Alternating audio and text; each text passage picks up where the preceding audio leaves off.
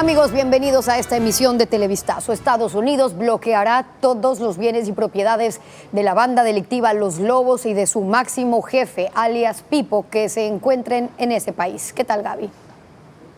Hola, Steffi, amigos, bienvenidos. Esta resolución es parte de las acciones para contrarrestar el narcotráfico. Carla Delgado informa. El Departamento del Tesoro de los Estados Unidos sancionó al grupo de delincuencia organizada Los Lobos y a su máximo líder Wilmer Chavarría, alias Pipo, con el bloqueo de propiedades o intereses de propiedades en ese país. En un comunicado difundido en su página web, la Oficina de Control de Activos describió a la banda como la organización de narcotráfico más grande del Ecuador y aseguran que tiene vínculos con poderosos cárteles de droga que amenazan la vida y los medios de subsistencia de las comunidades no solo de Ecuador, sino de toda América del Sur y Central. La sanción contempla que todas las propiedades de los miembros de la banda criminal que se encuentren en los Estados Unidos o en posesión de personas estadounidenses deberán ser bloqueadas y notificadas en la Oficina de Control de Activos Extranjeros. Lo mismo ocurrirá con cualquier entidad que sea propietaria directa o indirectamente relacionada con la organización delictiva. Recalcan que esta acción es parte de un esfuerzo del gobierno para contrarrestar la amenaza global que representa el tráfico de drogas ilícitas hacia los Estados Unidos. Esta es la segunda banda terrorista ecuatoriana en ser bloqueada por los Estados Unidos. En febrero, la banda delictiva de los Choneros también recibió sanciones. En Guayaquil, 10.500 chalecos antibalas fueron entregados a la policía. El equipo será distribuido a los distritos. La seguridad fue extrema hasta con francotiradores en el cuartel modelo de Guayaquil. En la explanada se entregaron 10.500 chalecos antibalas, la tercera que hace el gobierno de Daniel Noboa, con la que suman 50.835 unidades. Porque durante años los narcoterroristas se enquistaron en nuestra sociedad con poderosos cómplices en la política, en el sistema judicial, en el sistema de rehabilitación social. Hoy están amedrentados con los golpes que están recibiendo de un gobierno al que no pueden someter. Los chalecos, que tienen 5 años de garantía, serán distribuidos a las 27 zonas priorizadas por el índice de violencia, como Manabí, Santa Elena, Esmeraldas y Guayas. El nivel de resistencia balística es de AAA, que puede soportar armas cortas y subfusiles. Las pruebas fueron realizadas en laboratorio de Estados Unidos por técnicos de la policía ecuatoriana. El día de ayer, señor presidente, mientras realizamos de la madrugada una intervención, un compañero policía fue disparado, perteneciente al GOE, y uno de esos chalecos le salvó la vida. Los medios de comunicación no tuvieron acceso para realizar preguntas y se los ubicó en una zona controlada. Y aunque ni la policía ni el Ministerio de Interior dieron información, Televistazo conoció que 42.048 chalecos son para el eje preventivo y 8.787 para las unidades investigativas. Tampoco se especificó si fueron comprados en este gobierno o el anterior. En la ceremonia, el comandante general indicó que el bono de alimentación de $198 se hará efectivo en los sueldos correspondientes al mes de junio. A pesar de que el gobierno ha invertido más de 11 millones para equipar a la policía, aún están pendientes los recursos tecnológicos que ofreció el Plan Fénix para reducir los actos delictivos. Diego Cuenca describe los implementos propuestos en campaña. Dotar de equipos para los 60.000 policías aún es una tarea que avanza a paso lento. El año pasado, el gobierno anterior negoció 51.870 chalecos antibala por $30 millones, pero alcanzaron a entregar cerca de 12.000 entre octubre y noviembre del 2023. El resto los está terminando de proporcionar el actual régimen, que hasta este jueves ha dado un total de 32.000 chalecos de protección balística. Además de otras nuevas adquisiciones, por $11,5 millones que hizo su administración y con la que compraron 7.361 armas cortas, 5.000 cascos, 232 camionetas, robots, equipos de comunicación, entre otros. Lo que ofreció en campaña el mandatario Noboa y aún no se cumple es la central de inteligencia para prevenir delitos, rifles de última generación, equipos de visión térmica y nocturna, drones con reconocimiento facial, patrullas blindadas con sistema de mapeo satelital. Esa es la tecnología que describe un video del Plan Fénix, con la que pretenden reducir los actos delictivos en el país y que al menos no se ha concretado públicamente.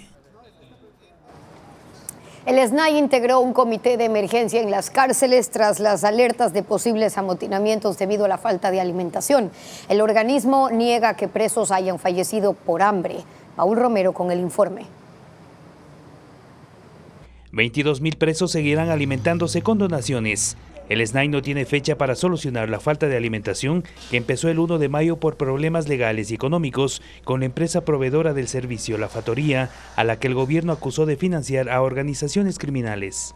El lunes de esta semana, ante las constantes solicitudes de información de Televistazo, la Secretaría de Comunicación pidió las preguntas por escrito.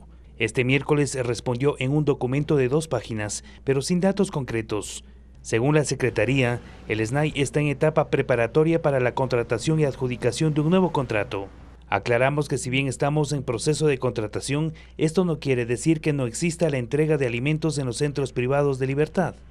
La Secretaría no precisa si se refiere a los alimentos que por pedido del SNAI entregan desde hace más de un mes organizaciones no gubernamentales, fundaciones religiosas y bancos de alimentos. Televistazo preguntó qué tipo de solución se va a implementar a corto, mediano y largo plazo para solucionar el problema de la alimentación. En su respuesta, la Secretaría anota: hemos planteado soluciones mediante el trabajo interinstitucional, lo cual ha garantizado la entrega de alimentos en las cárceles. De hecho, hoy en día se está garantizando los alimentos, lo que en las anteriores administraciones no ocurría por el control de los delincuentes en las cárceles. Eso se terminó y ahora los PPL están recibiendo el servicio de alimentación. Sobre las denuncias de organizaciones de derechos humanos de muertes por inanición, la Secretaría señala que ha habido 24 fallecimientos por muertes naturales y actos violentos, pero esto entre febrero y marzo de 2024, es decir, no responde a la inquietud porque el problema de alimentación empezó en mayo. Ante las alertas de las Fuerzas Armadas de posibles amotinamientos por hambre, la Secretaría de Comunicación dice que el gobierno integró un comité de emergencia que monitorea y evalúa las alertas. Autoridades de México investigan el origen del contagio de un hombre que murió y que era portador de la cepa H5N2 de gripe aviar. El secretario de Salud de México dice, sin embargo, que el deceso no se produjo por este virus, sino por otras enfermedades preexistentes del paciente, contradiciendo el informe de la Organización Mundial de la Salud. El informe con Pedro Jiménez. La víctima fue un hombre de 59 años, residente en el Estado de México, que murió el 24 de abril. Había ingresado a un hospital con fiebre, problemas respiratorios, náuseas y diarrea. Luego de su fallecimiento se hicieron pruebas de laboratorio que detectaron la presencia del virus H5N2 de gripe aviar, y la Organización Mundial de la Salud señaló que se trata del primer contagio y la primera muerte en el mundo de un humano con esa variante. Pero esta mañana el secretario de Sanidad de México contradijo el informe de la Organización Mundial de la Salud. Esta es una nota que hay que tomar con prudencia porque no es precisa. Y dijo que si bien el paciente era portador del virus, su muerte se debió a otras causas. Atendido en el Instituto de Enfermedades Respiratorias, un problema respiratorio en un hombre de 59 años. Este paciente diabético, con problemas del riñón. Indican que el origen del contagio con el virus sigue siendo desconocido, pues el hombre no tuvo contacto con aves ni con otros animales posiblemente portadores de alguna enfermedad, y tampoco han detectado el contagio entre las 17 personas que estuvieron con él en el hospital, ni otras 12 de su entorno más cercano. La gripe aviar, sin embargo, tiene otras variantes con mayor incidencia. La H5N6, por ejemplo, que mató a 18 personas en China en 2021. Mientras que en Estados Unidos esta semana se detectó un segundo caso de H5N1, un tipo de gripe aviar encontrado en vacas lecheras. Autoridades sanitarias señalan que aunque los casos son poco comunes, siempre que la gripe aviar circula entre aves de corral, existe el riesgo de que las personas en estrecho contacto con estas aves puedan infectarse. Y ahora vigilan cualquier indicio de que estos virus estén evolucionando para propagarse más fácilmente de persona a persona. Y mañana, en la segunda entrega de esta serie, Televistazo presenta los problemas que enfrentan los 29 atletas que ya clasificaron a los Juegos Olímpicos. El Consejo de Participación Ciudadana descalificó a otros 2 postulantes a la Defensoría Pública, quedando en total 5 fuera. De los 4 concursantes restantes saldrá el nuevo defensor. Fabiola Santana con las novedades del proceso de selección. El Consejo de Participación Ciudadana descalificó a Maritza Romero y Guillermo Ortega del concurso de defensor público. Por recomendación de la Coordinación de Asesoría Jurídica, el Pleno aceptó las apelaciones a sus candidaturas. En el caso de la jueza Romero, por un informe de la Mesa de la Verdad y la Justicia que analizó la politización de fallos judiciales entre 2007 y 2017. Se han determinado que las actuaciones de la postulante en la Administración de Justicia fueron considerados como actos de persecución política y que se consideraban vulneraciones a los derechos humanos. Guillermo Ortega quedó fuera por una prohibición legal de presentarse en el concurso, siendo juez del Tribunal Contencioso Electoral. Con ellos suman 5 los concursantes descalificados. El lunes se aceptó la renuncia de Daniel Frías y se descalificó al ex juez Byron Guillén y Jorge Ballesteros por irregularidades en los documentos presentados. El Consejo de Participación informó que una vez finalizada la fase de impugnación, el Pleno remitirá a la Comisión Ciudadana de Selección la resolución con el fin de que elabore el informe final con la calificación total de los postulantes. Es decir, la parte final del concurso. Por descarte, el más opcionado es Ricardo Morales, quien obtuvo una nota final de 76.6, seguido por Yolanda Yerovi con 73.8. Margarita Gualotuña 66.5 y Jorge Aníbal Torres 57.2. El informe de la comisión que será enviado al Pleno para su aprobación es de carácter vinculante. El Ecuador se comprometió con el Fondo Monetario Internacional a reducir el gasto tributario, es decir, a recortar los beneficios que reciben personas naturales y jurídicas en el pago de impuestos. Aunque el acuerdo no define el monto del ajuste, las cifras oficiales señalan que los beneficios tributarios en el país superan los 5.000 millones de dólares.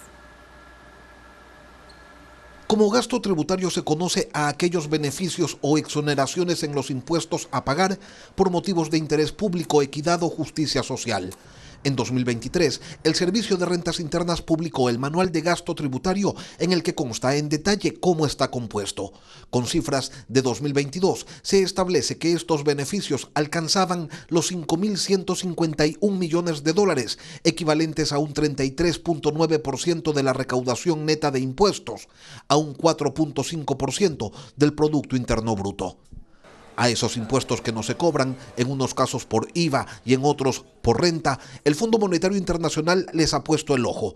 Por ello es que en el acuerdo suscrito con Ecuador, en el tercer punto de los lineamientos estructurales, se señala que se deberá preparar un plan para reducir los gastos tributarios ineficientes y ampliar la base tributaria. Los beneficios tributarios que se encuentran en la mira son aquellos que reciben las sociedades en el pago de impuesto a la renta. Esas exenciones alcanzan los 945 millones de dólares. Son incentivos que el sector productivo ha recibido en distintas leyes. Entre ellos consta el crédito tributario por pago de impuesto a la salida de divisas, la amortización de pérdidas y los ingresos de las instituciones sin fines de lucro. Otro beneficio de alto impacto es el que tienen las personas naturales sobre el pago de impuesto a la renta. Asciende a 713 millones de dólares y allí se incluyen las exoneraciones en el pago de renta de las aportaciones al IES, de los gastos personales, del 13º y 14º. Sin embargo, el mayor peso de estos beneficios o gasto tributario está en las exoneraciones y devoluciones del IVA. Son más de 3.060 millones de dólares. Y allí está el IVA cero sobre alimentos, medicinas, compra de bienes, el reintegro del IVA a las personas de la tercera edad. Sobre esa plantilla es que el gobierno deberá desarrollar un plan de ajuste cuyo monto no está determinado por el Fondo Monetario Internacional. Lo que sí está definido es el tiempo en el que se deberá presentar este programa y se estipula que sea a mediados de noviembre. ¿Cuál fue la primera selección en levantar la Copa América en la edición inaugural de 1916? Ya se lo contamos al volver de la pausa.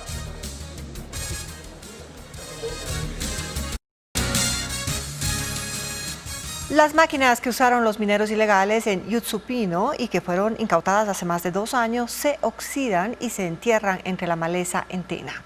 Son 148 retroexcavadoras a las que por inacciones judiciales el Estado no ha podido usar. Hernán Higuera amplía el tema. Un cementerio de máquinas.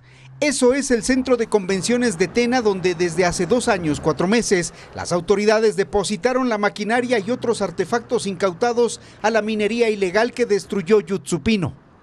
Son 148 retroexcavadoras que se oxidan y se ocultan tras la maleza. Las orugas que por años se dedicaron a sacar oro de los ríos Hatunyaku y Anzu llevan 28 meses silenciadas, paradas, a la espera de una decisión judicial que defina qué hacer con esto que hoy es chatarra.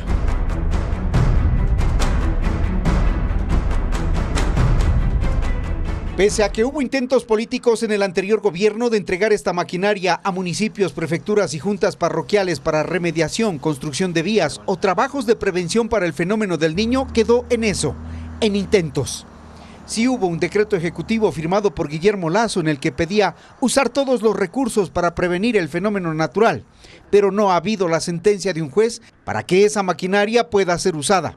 14 personas intentaron durante el proceso judicial recuperar esta maquinaria sin resultado. De lo demás, nadie sabe quién o quiénes eran los dueños de estas retroexcavadoras, que en algunos casos llegaban a costar hasta $300,000 cada una. En febrero del 2022, cuando se ejecutó el operativo Manatí 1, se calculó que esto que hoy se hunde en la maleza costaba $22 millones, recursos que se exponen a las condiciones ambientales y que ahora no le sirven a nadie. Son un foco de contaminación por el combustible y los líquidos que riegan. Hoy se cumplen 80 años del desembarco de las tropas aliadas en las playas de Normandía, norte de Francia. Conocido como Día D, fue un hecho que sentó las bases de la derrota de la Alemania nazi en la Segunda Guerra Mundial. Líderes mundiales y veteranos de guerra participan en ceremonias en Francia. El informe con Ileana Suárez. El norte de Francia se llena de solemnidad para conmemorar un hecho que cambió el curso de la historia, los 80 años del desembarco de las tropas aliadas en Normandía, para desplazar a la Alemania nazi. La ceremonia central se realizó en un cementerio de soldados estadounidenses, con 200 veteranos de Estados Unidos, Canadá y Reino Unido. El presidente y la primera dama de Francia llegaron junto con el mandatario de Estados Unidos y su esposa. En su discurso, el presidente francés Emmanuel Macron agradeció a los veteranos por su sacrificio. Momentos antes, condecoró a los exsoldados de Francia con la medalla de la Legión de Honor. El presidente Joe Biden recordó a los 4.500 soldados muertos el día del desembarco. Dijo que hoy vivimos en una época en la que la democracia corre más riesgo que en cualquier otro momento de la historia desde el final de la Segunda Guerra Mundial. Aquí en Europa vemos un claro ejemplo. Ucrania ha sido invadida por un tirano empeñado en dominar. Los ucranianos están luchando con un valor extraordinario, sufriendo grandes pérdidas, pero sin retroceder. El presidente de Ucrania, Volodymyr Zelensky, también está en Francia para unirse a la conmemoración y luego se reunirá con Joe Biden para tratar el conflicto con Rusia. Otra ceremonia se dio en el Memorial Británico de Normandía, donde el rey Carlos III estuvo junto a la reina Camila y veteranos de guerra ingleses. El Día D constituyó el principio del fin de la Segunda Guerra Mundial, cuando 150.000 tropas aliadas tomaron la playa de Normandía, en la Francia ocupada por los nazis. Se enfrentaron a 50.000 soldados alemanes en una operación en la que se perdieron 10.000 vidas. Hay expectativa por la persona que el expresidente Donald Trump escogerá como compañero de fórmula en la carrera por la Casa Blanca. Según los asesores de Trump, algunos nombres han estado en la lista durante meses. El senador de Florida, Marco Rubio, el senador de Carolina del Sur, Tim Scott, entre otros senadores y gobernadores. Fuentes cercanas a la campaña dicen que es probable que anuncie a su binomio en la convención republicana prevista para mediados de julio.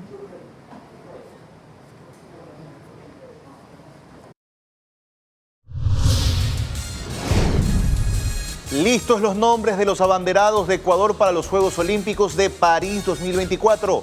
Daniel Pintado y Neisy Dahomes. Ya volvemos con más detalles.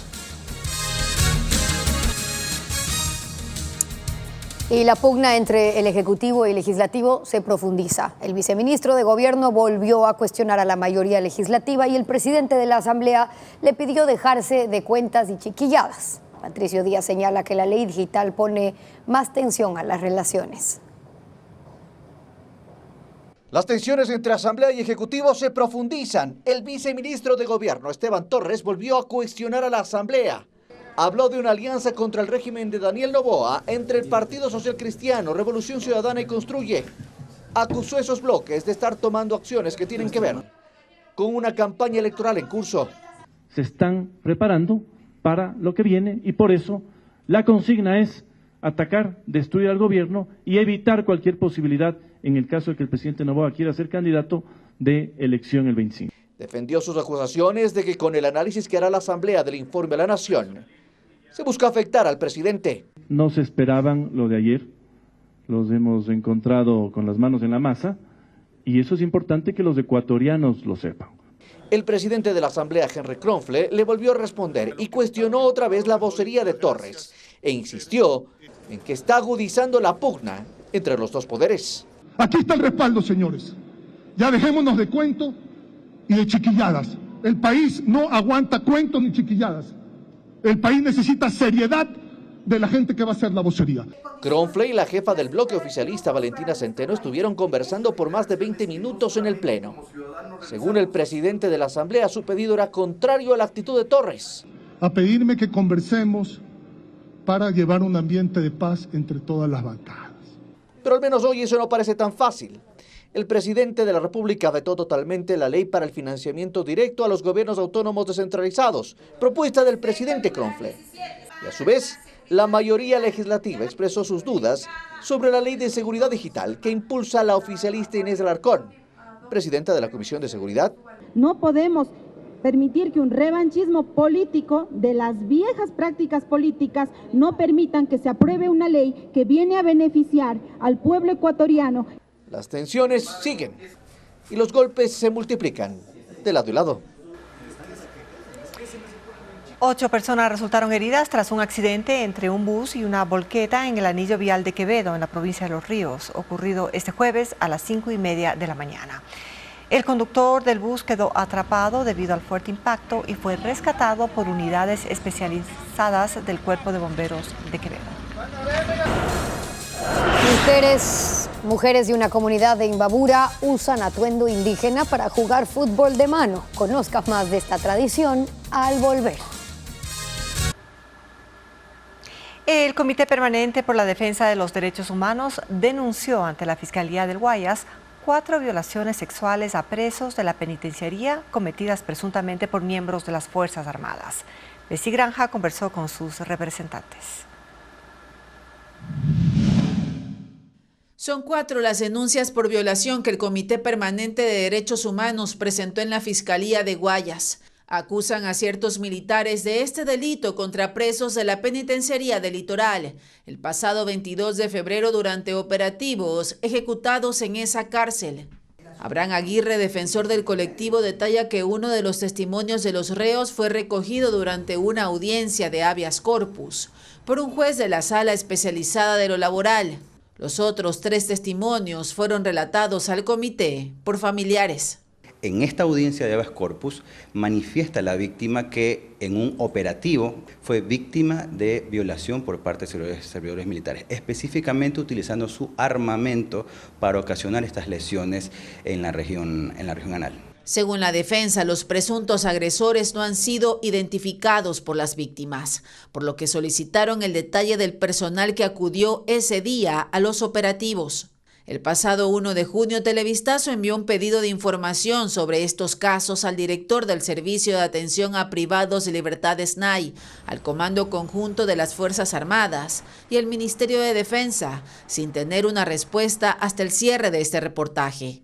Este miércoles, el defensor del pueblo, César Marcel Córdoba, compareció en la Comisión de Garantías Constitucionales de la Asamblea como parte del proceso de fiscalización de derechos de los presos, donde recomendó al Estado transparentar la gestión de las instituciones penitenciarias y prevenir actos de tortura y otros tratos inhumanos.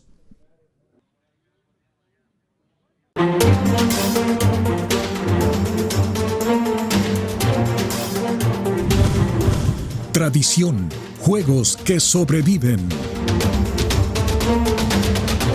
Turuco es una comunidad cercana a Ocotacachi, en Imbabura, y las mujeres de esa zona visten atuendo indígena para jugar fútbol con la mano. Lo hacen bajo sus propias reglas.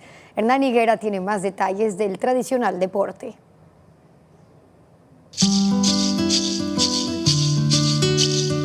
Entre la Mama Cotacachi y el Taita Imbabura vive la comunidad indígena de Turuco. Son 1000 sus habitantes, el 60% mujeres. Mujeres que se dedican a las labores domésticas, la agricultura, la floricultura, el emprendimiento y el campo, pero también al deporte. Jugar fútbol es su pasión. Entonces se nos ocurrió hacer algo llamativo, algo para unir a toda la familia. Nos desestresamos. Entonces sacamos toda esa preocupación de nuestro organismo y con eso nos liberamos y nos sentimos muy bien.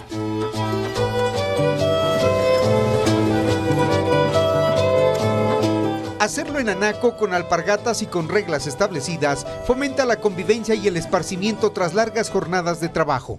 A ver, vamos al centro para dar inicio al encuentro. Juegan en la mitad de una cancha reglamentaria. 2 tiempos de 25 minutos y cada equipo tiene 8 jugadoras.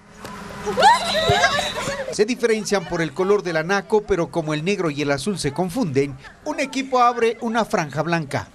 Solo la árbitro viste de negro entero. La pelota aquí no se patea.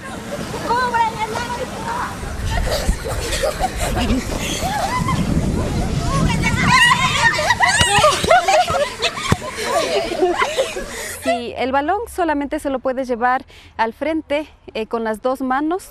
Está prohibido llevar a los lados, está prohibido llevarle solamente con una mano. Las reglas son de que debe mantenerse el balón al frente y con las 2 manos. Para ellas, cada jugada, cada corrida resulta divertida.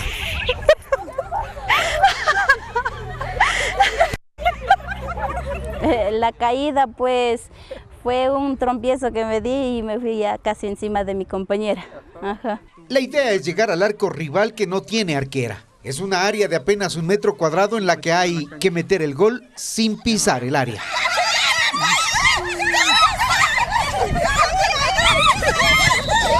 Gol. También otra de las faltas que hay es, por ejemplo, cuando alguien le agarra el brazo y le quita o le sostiene. Entonces esta llega a ser cobrada como un penal. Lanzar un penal nunca será fácil, menos si es a 10 metros y con la mano. Para hacerlo, ellas se ponen en posición cómoda donde lo que cuenta es la concentración y la fuerza.